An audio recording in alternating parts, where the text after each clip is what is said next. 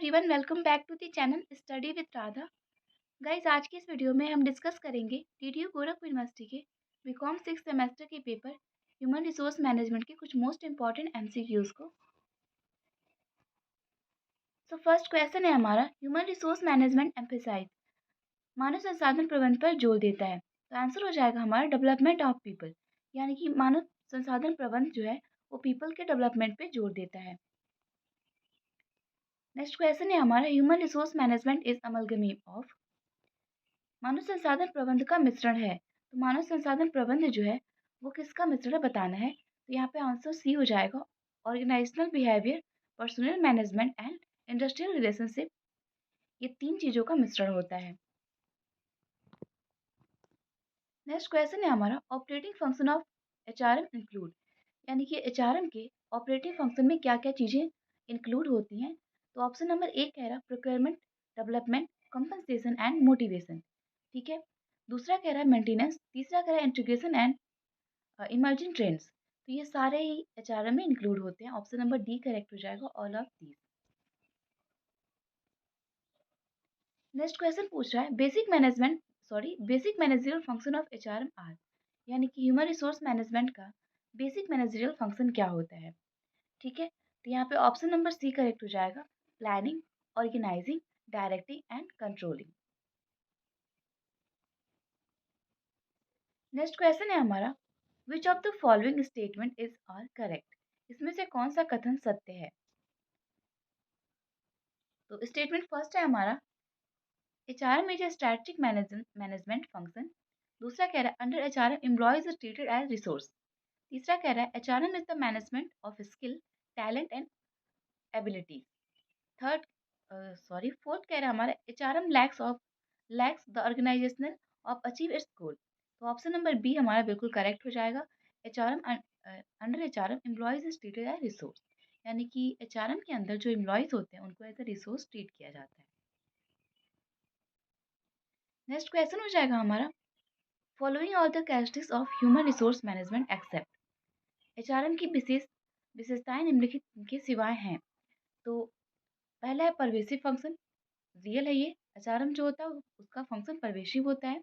दूसरा है interdisciplinary function, तीसरा इंटीग्रेटिंग मैकेनिज्म, और चौथा कह रहा है जॉब ओरिएंटेड।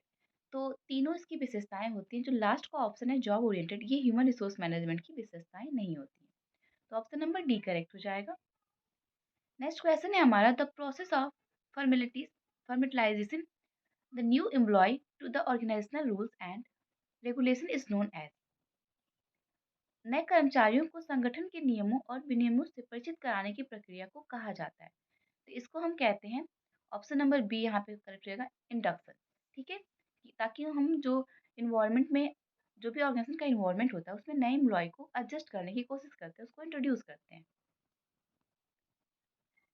नेक्स्ट क्वेश्चन है हमारा, human resource management means, human resource management का मतलब क्या है।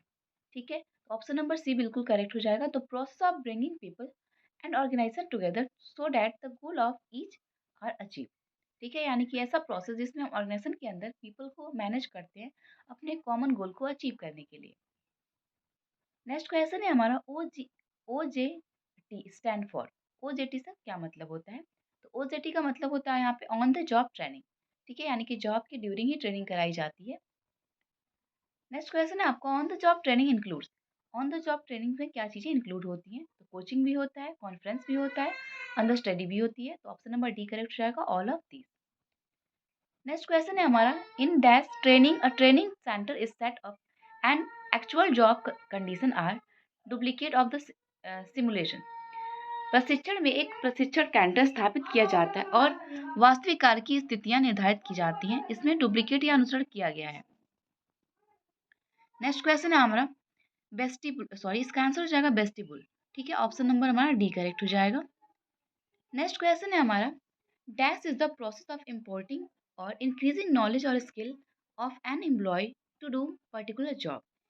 किसी ज्ञान या कौशल प्रदान करने या बढ़ाने की प्रक्रिया है जिसे विशेष कार्य को बल करने द्वारा कर्मचारी। तो यहाँ पे ऑप्शन नंबर ए करेक्ट हो जाएगा, ट्रेनिंग, यानी कि काम करने के लिए उनकी स्किल को बढ़ाता है ट्रेनिंग। ऑप्शन नंबर ए बिल्कुल करेक्ट हो जाएगा। नेक्स्ट क्वेश्चन है, method of training and development are. प्रशिक्षण एवं विकास की विधियां हैं। तो यहाँ पे ऑप्शन नंबर सी करेक्ट हो जाएगा। बोथ ए एंड बी, यानी कि ऑन द जॉब स्किल भी है और job of the job skill दोनों है। ठीक है, नेक्स्ट क्वेश्चन हो जाएगा हमारा, डैश इज द डिवाइस और situation that replicate job demand eight one of the job site. एक उपकरण या स्थिति जो कार्यस्थल पर कार्य मांगों को दोहराती है। तो यहाँ पे ऑप्शन नंबर बी करेक्ट हो जाएगा, स्टिमुलेशन। नेक्स्ट क्वेश्चन हो जाएगा हमारा, management development is a short term nature.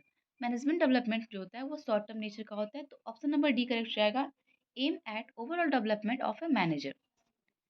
Next question है हमारा, off the job training method include. Off the job training method में इंक्लूड होता है तो वेस्टिबुल ट्रेनिंग भी, साइंटिफिक ट्रेनिंग भी और सेंसिटिव ट्रेनिंग भी, ये सारे इंक्लूड होते हैं। ऑप्शन नंबर डी करेक्ट हो जाएगा। नेक्स्ट क्वेश्चन पूछ रहा है हमसे, क्वांटिटेटिव जॉब इवैल्यूएशन मेथड और मात्रात्मक कार्य मूल्यांकन पद्धति है। तो ये है हमारा ऑप्शन नंबर डी यहाँ पे करेक्ट होगा, बी एंड सी। ठीक है, बी कह रहा है पॉइंट ट्रेनिंग मेथड और सी कह रहा है फैक्टर कंपैरिजन मेथड, दोनों ही करेक्ट है। नेक्स्ट क्वेश्चन है हमारा, qualitative job evaluation method are, गुणात्मक कार्य मूल्यांकन विधियां हैं। तो यहाँ पे बता रहा है ग्रेडिंग और पॉइंट रेटिंग दोनों ही गुणात्मक कार्य मूल्यांकन विधियां हैं। ऑप्शन नंबर डी करेक्ट हो जाएगा।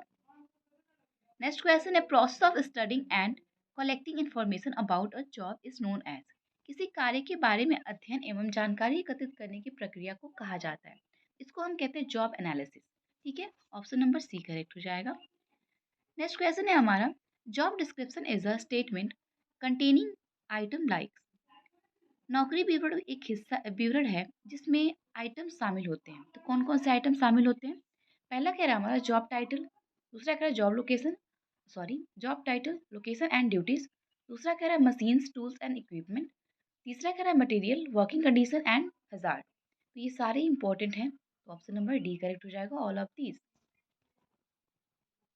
नेक्स्ट क्वेश्चन है हमारा, dash is the factual statement of task and duties involve in a job. किसी कार्य में शामिल कार्यों और कर्तव्यों का तथ्यात्मक विवरण है, तो इसको हम कहते हैं जॉब डिस्क्रिप्शन। जॉब डिस्क्रिप्शन में क्या होता है कि सारे फैक्चुअल स्टेटमेंट होते हैं, ठीक है, जो कि ड्यूटी से जॉब की ड्यूटी से इन्वॉल्व होते हैं। नेक्स्ट क्वेश्चन हमारा है, job specification is a statement of. Job specification कैसा स्टेटमेंट है? तो ये है आपका A, option number A, minimum qualification required for a job, यानी कि कितनी मिनिमम क्वालिफिकेशन रिक्वायर्ड है किसी जॉब के लिए, ये जॉब स्पेसिफिकेशन में आता है। नेक्स्ट क्वेश्चन पूछ रहा है, dash arrange the job is numerical order from highest rank to lowest rank on the basis of duties and responsibility. कार्य को उच्चतम रैंक के निम्नतम तक संख्यात्मक क्रम में व्यवस्थित करता है कर्तव्यों और जिम्मेदारियों के आधार पर। तो ये हो जाएगा हमारा रैंकिंग मेथड। ठीक है, रैंकिंग मेथड में उनके ड्यूटीज और रिस्पॉन्सिबिलिटी के अकॉर्डिंग उनको रैंक दिया जाता है। नेक्स्ट क्वेश्चन है हमारा, dash a predetermined group of clauses are established and job are assigned to each classification। एक पूर्व निर्धारित समूह या वर्ग स्थापित होते हैं और उन्हें नौकरियां होती हैं, प्रत्येक वर्गीकरण को सौंपा गया है। तो ये ग्रेडिंग मेथड को सौंपा गया है। नेक्स्ट एंड लास्ट क्वेश्चन है आज का, dash the more comprehensive compensable factor a job possesses the more points are assigned to it. किसी कार्य में जितना अधिक प्रतिपूरक कारक होगा उसे उतने ही अधिक अंक दिए जाएंगे। ठीक है, ये कौन सा मेथड है? ये पॉइंट रेटिंग मेथड है। ठीक है, ऑप्शन नंबर सी करेक्ट हो जाएगा। तो ये थे हमारे आज के सारे क्वेश्चन। आई होप आपको सारे क्वेश्चन समझ में आए हो। मिलते हैं नेक्स्ट वीडियो में कुछ और इंपॉर्टेंट क्वेश्चंस के साथ। Thank you, have a good day.